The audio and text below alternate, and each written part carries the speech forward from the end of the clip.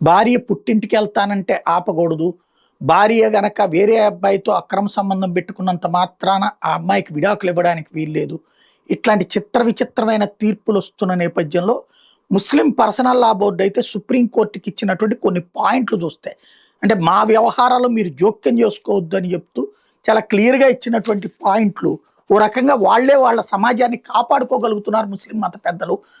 అదే హిందూ సమాజం నాశనం చేసుకుంటోంది యునైట్గా లేక అని అర్థమవుతుంది.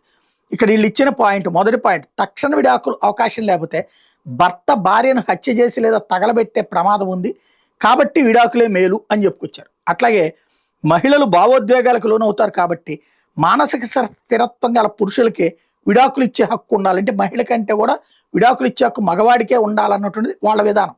అలాగే మొదటి భార్యకు పిల్లలు లేకపోయినా లేదా అనారోగ్యంగా ఉన్నా భర్త తప్పుదారి పట్టకుండా ఉండడానికి బహుభార్యత్వం అవసరం అని చెప్పారు.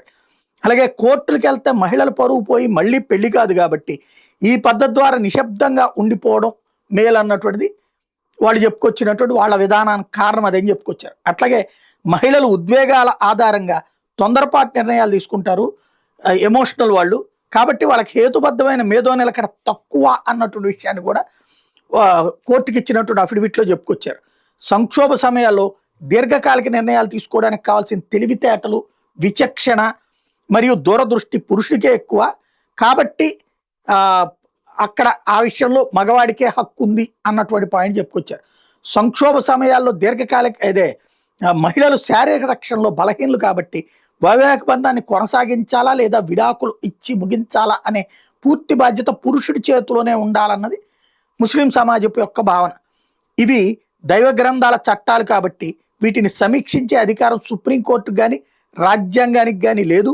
పితృస్వామ్య వ్యవస్థ గురించి అన్నగా వివరించిన ఈ పాయింట్స్ మనుస్మృతులే కాదు, ముస్లిం పర్సనల్ లా బోర్డు సుప్రీంకోర్టుకి 10 ఏళ్ల కిందట ఇచ్చినటువంటి అఫిడవిట్ అది.